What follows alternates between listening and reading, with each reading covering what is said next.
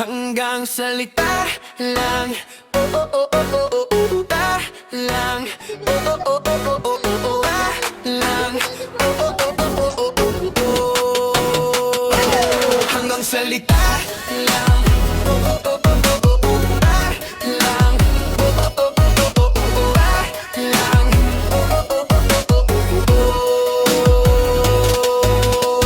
Broadhead funder na naturingan. Akala ko malakas po kong ina. Malakas lang pala pagsama-sama ang grupo. Ano ka, binaklakang animal ka.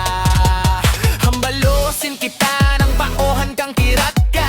Wala ka na nangang maipagyabang sabi ko. Nagkakalat ka pa na parang basura dito ron. Sa susunod na asan mo kami, bet-bet mo, bayag mo rod. Lakas mong magyabang pero kulang sa gawa. Puro ingay sa lang sa paligid, wala namang kwenta ang bitapang tanga ka. Pero respeto'y nawawala.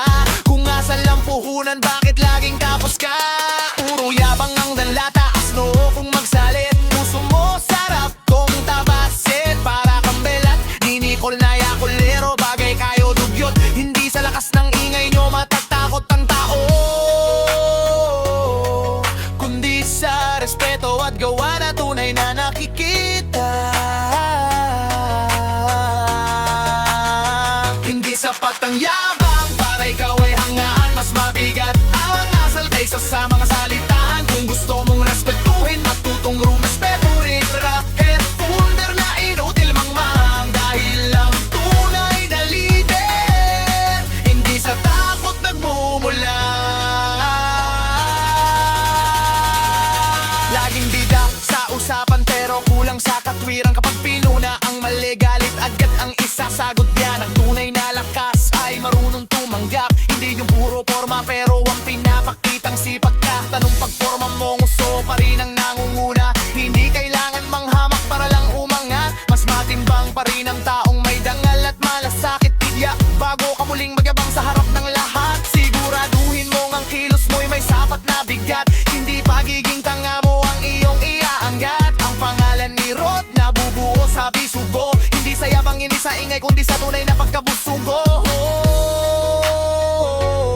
Kung gusto mong maging halimbawa sa mata ng madla, simulan mo sa respeto, doon nagsisimula ang tunay na lakas.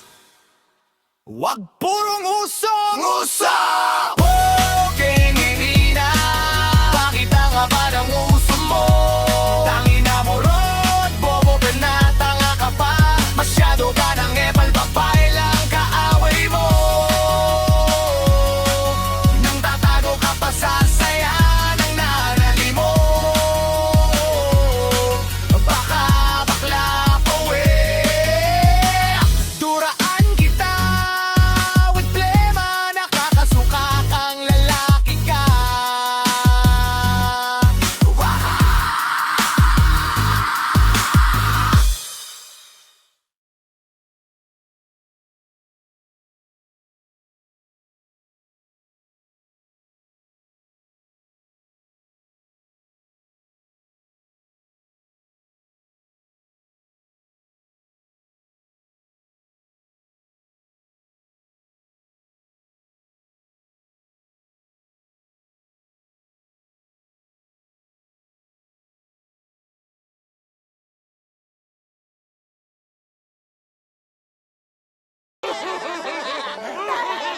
Two 2,000 years later.